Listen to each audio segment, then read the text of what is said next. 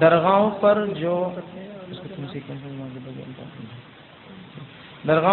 جو عرس ہوتے ہیں اس کے بارے میں بتائیے۔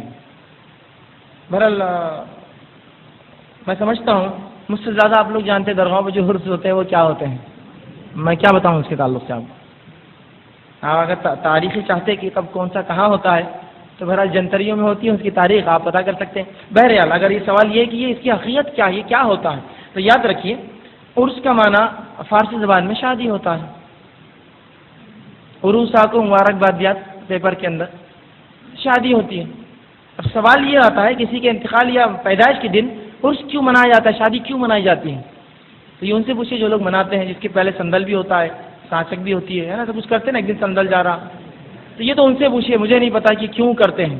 جبکہ بہت سی بات ان ولی اللہ کے تعلق سے ان کا عقیدہ ہوتا ہے انہوں نے زندگی میں شادی نہیں کی تقوی کی وجہ سے، اور ان کی شادیاں مناتے ہیں بعد میں عرس کے نام سے۔ عرس کہتے ہیں شادی کو، کسی سے پوچھ لیجیے فارسی اردو جاننے والے، شادی کو کہتے ہیں عرس۔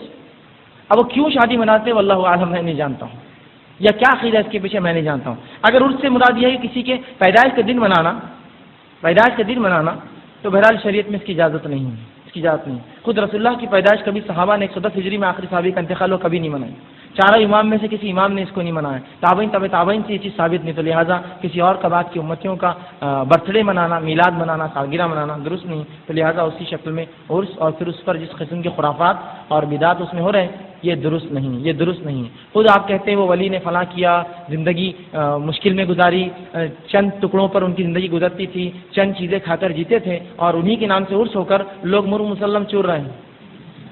اگر کوئی کسی خبر پہ جائے تو کہتے ہیں رمضان میں مت جائیے، وہ اندر عبادت کرتے ہیں نا، یہ کہتے ہیں لوگ۔ میرا یہ سوال ہے اگر وہ رمضان میں عبادت کرتے ہیں تو تم 10-10 20 دن ڈھول بجاتے ہو عرس کے نام پر، تب تکلیف نہیں ہوتی ہے ان کو؟ طوائفیں اور انڈیاں اور ہجڑوں کو لا کر تالیاں بجاتے ہو خبروں پر، تب تکلیف نہیں ہوتی ہے ان کو؟ سیدھی سی بات ہے، دیکھ لیجیے یہ سب ہوتا ہے۔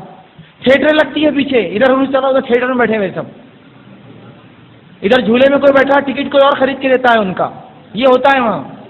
یہ حقیقت ان چیزوں کی، یہی سب ہے، یہی اصلیت ہے اس کی۔ اور اس سے زیادہ کیا جاننا ہے بہرحال ان لوگوں سے پوچھیے جو واقعے میں اس کو دیکھتے ہیں۔ یہ صرف انکم کا ایک سورس لوگوں نے بنایا ہے، اس امت کے اسلاف کے جو ہے مردوں یا ان کی ہڈیوں کے اوپر کمانے کا ایک انہوں نے ذریعہ بنایا۔ بہرحال یہ درست نہیں، شریعت میں اس کی اجازت نہیں ہے۔ رسول اللہ صلی اللہ علیہ وسلم کا جب عرس نہیں ہوا تو میں سمجھتا ہوں کوئی اس سے بڑا ولی دنیا میں نہیں گزرا جس کا عرس منایا جائے پھر، ٹھیک ہے بہرحال، تو یہی بہرحال اس